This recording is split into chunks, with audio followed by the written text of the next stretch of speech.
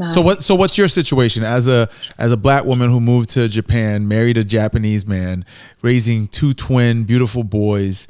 What's your experience like, given that you also have the culture of where you're from and now the culture of where you now reside, which is in Japan? What's that situation like? Are you getting nannies? Are you the PTA housewife? Huh? No, because at the moment I'm a presenter on a TV show in Japan. Oh, that's what's up. I'm not sure if I'm at liberty to say which one, but it's a famous one. It's for a famous channel. It's international, all over the world. Okay. So sometimes my mum gets to see me because they've got an international Japanese channel that's shown all over the world. And so my mum watches it. And it's about a show about the interesting things that are in Japan. And then I'll go and I'll talk about the interesting things that are in Japan. So I'm the representative for the UK, but there are other representatives as well, but I'm one of them. And So this podcast interview is well within your wheelhouse. Yeah, but this is more laid back because, Good. I can't be like, well, my husband. He's hung. Allegedly.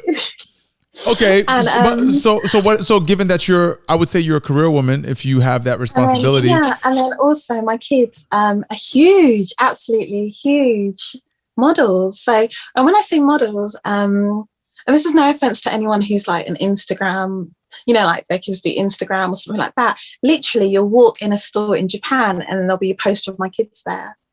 And really? it's wild. Yeah. All the brands that you wear, darling, my kids have modeled for mostly. Yeah. Wow. I can say that. Yeah. And I can't say the brands again because I can't bring up. But these are Japanese brands?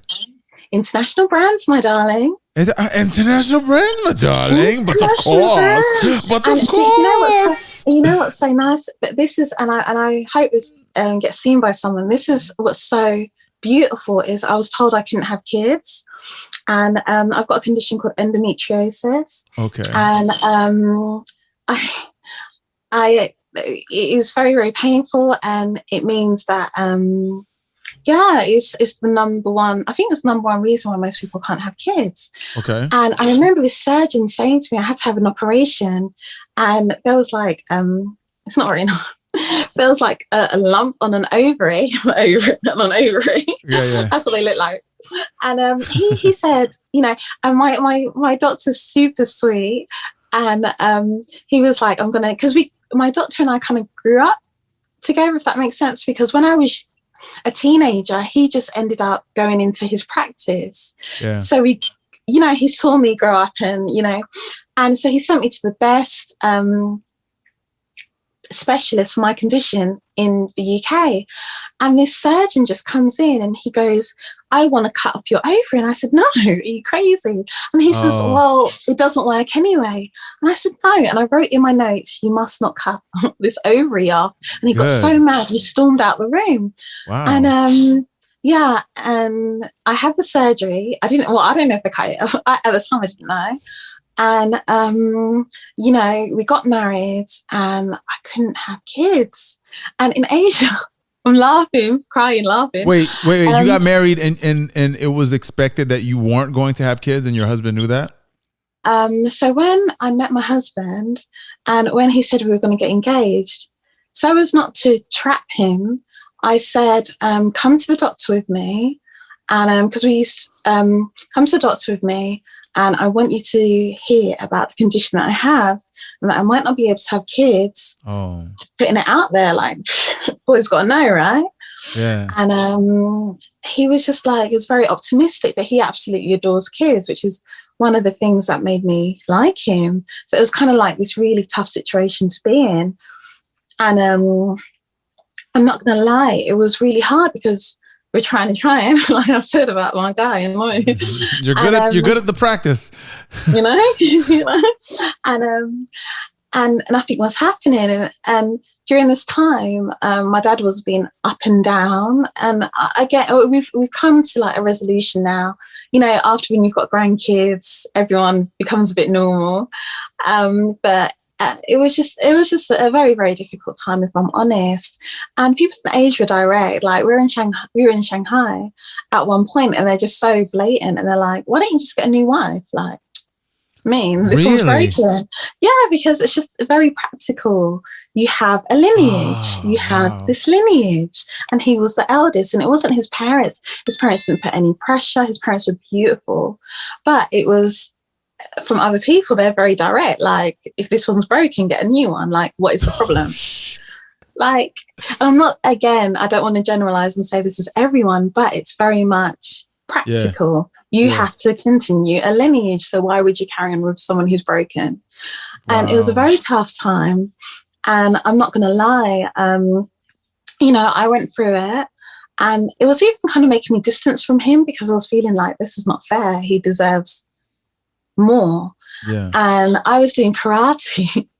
And I didn't want to take it up, because with endometriosis, your periods are irregular, so you never necessarily know when you're pregnant. So that also made me not be a naughty girl and be around like before I got with my husband, because you know what I mean? You never know how to be like on, I got pregnant and I didn't know, you know what I mean? Like, when there's those women who like give birth in the loo or the loo in the toilet because they don't know they're pregnant, kind of thing, because you know what I mean? Because I wouldn't how do you not know you're pregnant and you give birth? I'm not saying that would have happened to me, but I mean, I wouldn't have got an early warning call. Does that if my lady time didn't come, I wouldn't. It would just be like, oh well, happens, isn't it? I got you. Because that's how irregular. It's irregular. Getting into grim details, but so my karate teacher was like, why don't you have kids? Like in Shanghai, they've got no chill. And I was like, oh, because fertility problems. And he was like, nah. And I was like, what do you mean nah? And he was like, nah. And I was like, what? And he said, how do you imagine your womb? And I was like, easy, Tiger. Like, come on yourself. I want to imagine your womb. And he was like, how do you imagine it? And I was like, a barren wasteland, camels, and like that straw. And he was like, no, put your hands on your stomach. And he was like, imagine it as a fertile green lush valley kind of thing. And I promise you, it felt really warm.